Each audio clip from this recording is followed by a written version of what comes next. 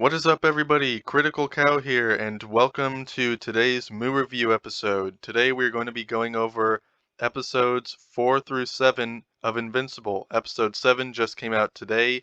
As I am recording this, I've just finished watching it, and I did a previous video on episodes 3 or 1 through 3, so go check that out if you haven't already. I gave it an A- for the first 3 episodes.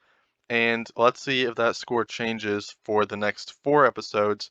And the final episode, which is going to come out next Thursday, I'm going to do a Moo review on, episode 8.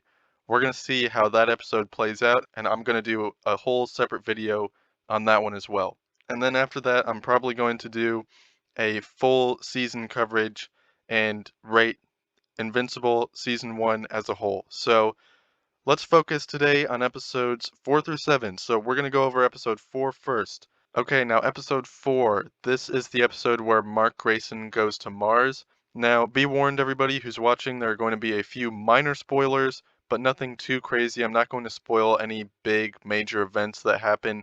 And if I do, then I will warn you again beforehand so that you can click off of the video. But anyways, in episode 4, this is the one where Mark Grayson goes to Mars. And as somebody who read the comic, this was one of my lesser favorite storylines of the Invincible series, and it doesn't really change with the Invincible TV show. It stays as one of the less important and less entertaining episodes. In my opinion, this one is probably the worst out of all of the 7 episodes that I've seen so far. But that being said, all the other episodes I really liked quite a bit. So it being the worst, it's not bad. I just didn't find it as entertaining because it didn't focus as much on the main storyline. And the main storyline is the one that's really interesting to me. And I'm sure to everybody else who is watching as well, they are more interested in the main storyline than the Mars mission storyline. So this one, I didn't really think it was quite as good as the others, but it was still a good episode. There was a little bit more character development for Mark Grayson, and they did manage to plant the seeds to a larger storyline in the future for this episode, so I don't really think it was quite necessary to make it be a full episode of Mark Grayson going to Mars, but that's what they ended up doing. Overall, I would maybe give this episode a B, but when it comes to individual episodes, the Moo Review scale does not grade them with as much care as a full season or a finale. So the Moo Review grade on an episode by episode basis is not quite as important as the final grade that it's going to get. Let's move on to episode 5. This is the episode, I believe, where the guy who's covered in rocks, I forgot his name, but he had a really cool theme song. Make Way for the King, I believe is what it was called. There were some really cool action sequences in this episode, and although the episode did not really advance the main storyline as much, it was more entertaining than the previous episode, episode 4, where he goes to Mars. It was much more entertaining than that because of the big fight scenes that were in it. We had the first fight scene with the rock guy. I forgot his name. I can't remember what it was. It might be King something. I don't know. But we had the first fight scene with the rock guy.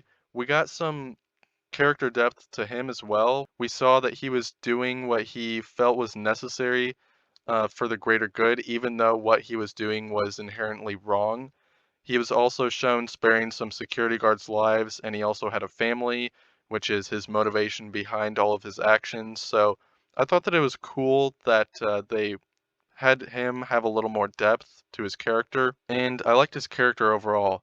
Something I didn't like about this episode was Machine Head's auto-tune voice. It was just kind of, I know it's a cartoon, but it was a little too cartoony. It was kind of weird. It was kind of like a little bit cringy. I liked that they made his voice sound robotic, but it was clearly just auto-tune and it was dialed up way too much in my opinion. So I didn't like that part of this episode. But something else that I really did like that totally outweighs the auto-tune voice is the giant fight scene between the Guardians of the Globe, the new Guardians of the Globe, and Battle Beast. That was awesome. And if you have read the comics, then you know that Battle Beast is a totally awesome and epic character. He's one of my favorite characters. It would probably be him and Alan the Alien, as well as probably Nolan Grayson or Omni-Man. are some of my favorite characters of the entire series. And like I said, if you have read the comics, then you probably got really hyped to see Battle Beast there. But if you haven't read the comics, I'm not going to spoil anything, but they did shine the spotlight on Battle Beast a little bit in this episode. So I get the feeling that we are definitely going to be seeing more of him, which is super exciting. But yeah, that whole fight scene between Battle Beast and the Guardians of the Globe, first of all, it wasn't quite in the comics as much. Like, there wasn't that much damage done to the Guardians of the Globe. So there was a little bit of a change there, which I liked. But yeah, overall, it was just really cool. I'd probably give this episode a B plus, and the only reason I don't give it an A minus to keep up with the rest of the series is because, again, they didn't really focus that much on the main storyline. Okay, now moving on to episode 6 of Invincible. This episode, again, kind of strayed away from the main storyline, but I think that it was necessary to have this episode be in the show. This is the episode where Mark goes to college and there are evil robot zombie soldier guys that are at the college, and he has to fight them. And it's a whole nother subplot from the whole main storyline of the show. And it was still entertaining to watch, but again, it just stayed away mostly from the main storyline of the show, except for a small piece at the end. But overall, I still liked this episode. There were some good fight scenes between Invincible and the evil, dead zombie soldiers. Overall, this episode was still good. I'd probably give it a B, and the only reason why I'd give it a B is because, again, it just diverts from the main plot so much. But the very final scene of this episode made me want to watch the next one a lot more. I'm not going to spoil what happened at the very final scene, but it definitely got me wanting to watch the next episode because things are definitely starting to pick up. Okay, now let's move on to episode 7.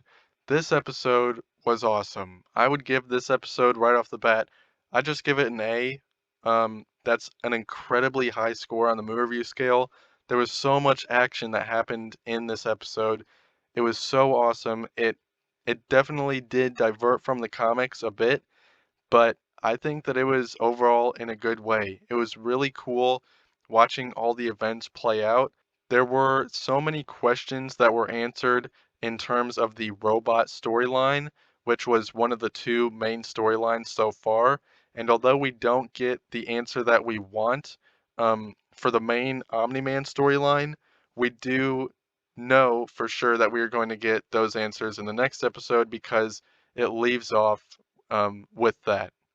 I'm not going to spoil anything in this episode in terms of the robot storyline, but it was really cool seeing how all of that played out. It was really awesome watching all of the fight scenes that Omni-Man had in this episode. It was all just so cool. There were so many fight scenes. This episode was totally action-packed. I'd like to talk more about this episode, except that there would be so many spoilers. So many cool things happen in episode 7 of the show. And yeah, overall, like I said previously, I give this episode an A. Now, that being said, for episodes 4 through 7, I'm going to give them all four as a whole a B plus.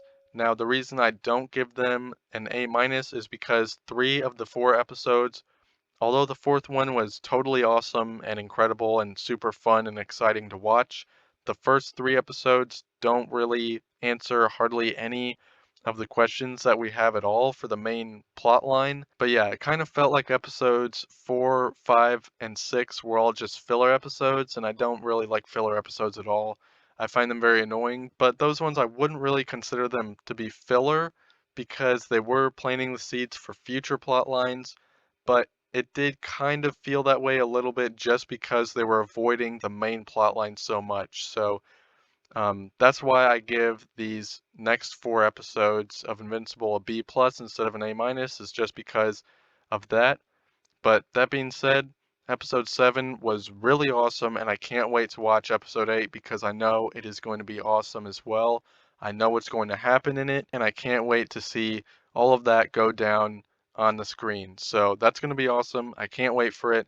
Overall, it gets a B plus on the movie review scale for episodes 4 through 7 of Invincible. And with that being said, thank you everybody for watching, and I'll see you all in the next one. Peace.